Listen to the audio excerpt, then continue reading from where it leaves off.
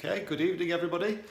This is the third video in my new vlog series on the tropical greenhouse. The channel is called, let's see if I can remember it this time, Tropical Plants at 53 Degrees.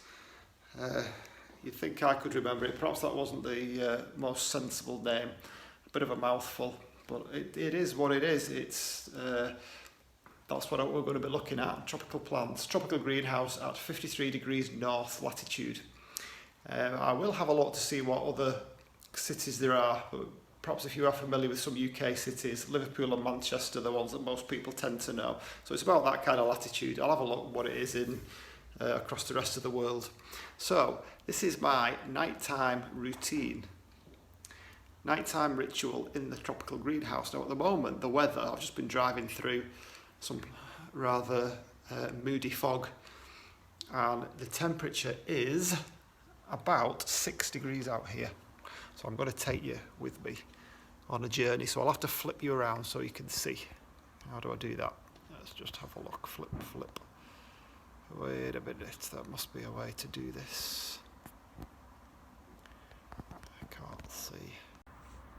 Okay, you are flipped and you're in the dark. So just bear with me. There are some lights around here. So this is the side garden.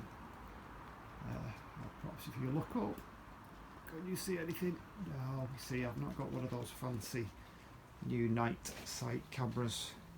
So anyway, bear with me in the pitch black while we go to the tropical greenhouse and see how it's faring under the freezing fog that we have going on here. Okay, so I have some lights. I shall just try and do this one-handed, and if it works, we should. There we go. How's that? Okay, so we have some light. I'm going to need another one of these lights. Oh, there you go, very bright, sorry about that, but I need two of those. They're very good, they're really cheap, they're like £30. So, why do I come here this time of night? Well, there's a few things, just to check that the heating's working. Obviously it's 6 degrees outside and I need to keep it at 12 in here. I've got three actually. I've got 1, 2, 3, 4, 5. More than I thought. Six thermometers in here. One of them, that would be this one. I can't read anything on it in here, but what that does is it feeds through via Bluetooth, connects to a little unit that I've got in the bedroom, so I can see what the temperature is. I am intending on buying one of these remote ones so you can see what the temperature is wherever you are in the world. So if I look at the temperature down there, 14.8 degrees, the 18 degrees tells the fan to kick in. I'm pretty sure that's not going to happen overnight. The heater's just come on there, and this one controls the heater. Now you can see I've got this set to 15 degrees, which does seem rather high. Now the reason for this is that if we look over to this one, I don't know, these are not all accurate. This one, there you go, says 13.2 degrees. And I have yet another one over here, which says 13.3. I think that's it. That's not 6, is it? That's 1, 2, 3, 4. I'm not sure where I got the others from. So basically the problem I've got is that it's different temperatures in different parts of the greenhouse, and if I want to keep this to 12 degrees, then what I need to do, and what I am doing, is I'm heating the greenhouse to whatever the minimum temperature is on any of the thermometers. So if one of the thermometers says 11 degrees, even though all the others might say 16 or 17, then I need to increase the temperature everywhere else, just so that that one stays at 12 degrees, which is a bit bizarre. But that's the way I'm doing it at the moment, and it's pretty affordable at the moment, but we'll see whether that remains over the coming months. So that's one reason I come in here at night, but the other reason is to do like a bit of a creepy crawly hunt, mainly slugs. Slugs are the public enemy #1 in here, and even though I've done everything I can to seal up every single little nook and cranny, even all around the bottoms down there. I might show you this on another day, but down at the bottom where the foam tiles meet the glass, or the frame, the metal frame of the greenhouse, all that is sealed up with silicone sealant to stop the slugs coming in, but somehow they do. I did find that, swing around to the door, the biggest area of infiltration, if you want to call that, is around the door, and I've put all these, you could just about see the brush draft excluder, I suppose you could call it. It's just like a sticky stuff that you just unravel and stick it on. I've put that on all the way around, everywhere I can, right down the middle as well, along the sides, and you can just about see the curtain as well. I've got one of these curtains that you see. Here we go. It's like a rubber, well, it's not rubber, it's like some kind of plastic stuff, and that keeps all the drafts out. And I've even sealed it down the side here with sticky tape, so that the edges don't leak any air in. I can't think of anything I can do at the bottom, because there is a little bit of a gap there, obviously, to let the curtains swing. But it seems to be working at the moment.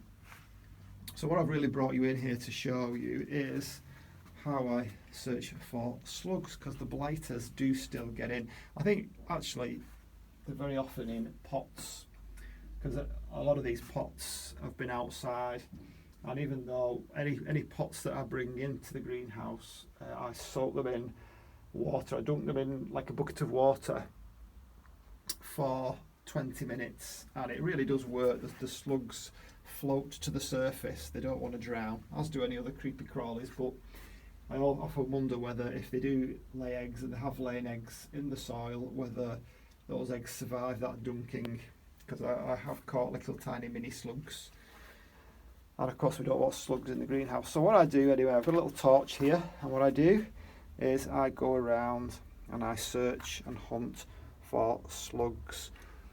This one, you can just see in the pot there, see that kind of fuzzy stuff? They were organic slug pellets, because I was finding in these Dendrobium nobilis, and there's another Dendrobium there, I was finding that in the pots there were tiny little baby slugs. So I think that's sorted that out. I've not found any since. So I can't really do this with a camera and a torch, but you get the idea. So I very often find that even though you can see these mounts up here, even though they're kind of in the middle of the gable end of the greenhouse, and there's nothing around them, and there is certainly no way anything can get in around there, I still find little slime trails. I can see some now over on these mounts, which is a pain. So I come in every night and I have a look, and if I find any, I, as they say on gardening programs, dispose of them.